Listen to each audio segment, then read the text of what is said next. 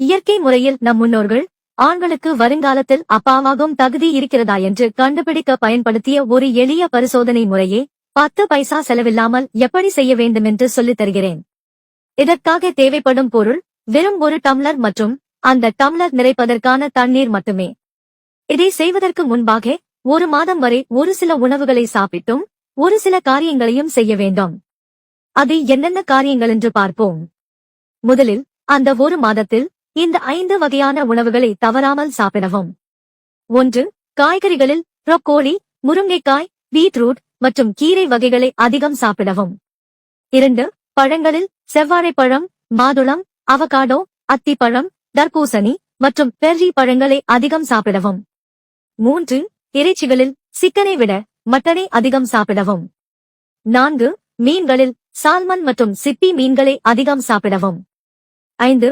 முந்திரி பருப்பு, பதாம், பிஸ்தா, வால்நட் மற்றும் தர்பூசணியின் விதைகளை அதிகம் சாப்பிடவும். இந்த 5 உணவுகளை சாப்பிடும்போது இந்த பழக்கங்களையும் கடைபிடிக்காமல் பார்த்துக் கொள்ளவும்.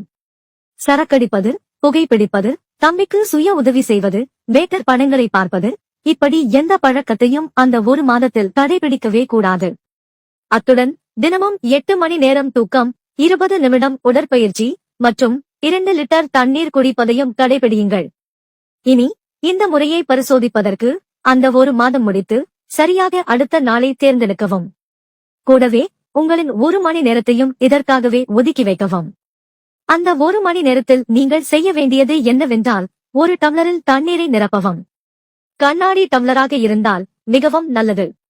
அந்த தண்ணீர் நிறைத்த டம்ளரை பக்கத்திலேயே வைத்துவிட்டு உங்களின் தம்பிக்கு சுய உதவியை செய்து கொடுக்கவும்.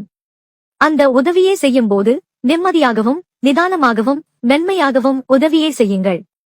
உங்களால் முடிந்த அளவிற்கு அதிக நேரம் உதவியை செய்து கொடுக்க முயற்சியுங்கள். குறைந்தது 30 நிமிடத்துக்கு மேலாவது தம்பியை அழவைக்காமல் உதவியை செய்யவும். கடைசியில் தம்பி தேம்பி அழும்போது தம்பியின் கண்ணீரை துளியளவும் சிந்தாமல் அந்த தண்ணீர் நிறைத்த டம்ளரில் பிடிக்கவும்.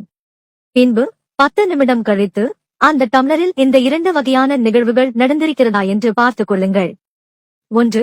உங்களின் தம்பி சிந்திய கண்ணீர் தண்ணீருடன் கலந்தும் ஆங்காங்கே சிதறியும் மேலேயும் மிதக்கிறதென்றால் உங்களுக்கு அப்பாவாகும் தகுதி குறைவென்று சொல்லப்பட்டு வந்தார்கள்.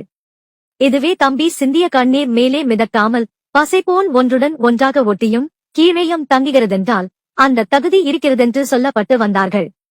எப்படி ஒரு கெட்டுப்போன முட்டையை இதைப்போல் தண்ணீரில் போட்டால் மிதக்கிறதோ அதை போலத்தான் இந்த முறையையும் கடைபிடித்து வந்தனர். ஆனால் அறிவியல் ரீதியாக இந்த முறை சரியானதென்று இன்னும் உறுதி செய்யப்படவே இல்லை. இந்த முறை உண்மை என்று மட்டும் நினைக்கிறவர்கள் உண்மை என்று கமெண்ட் செய்யவும்.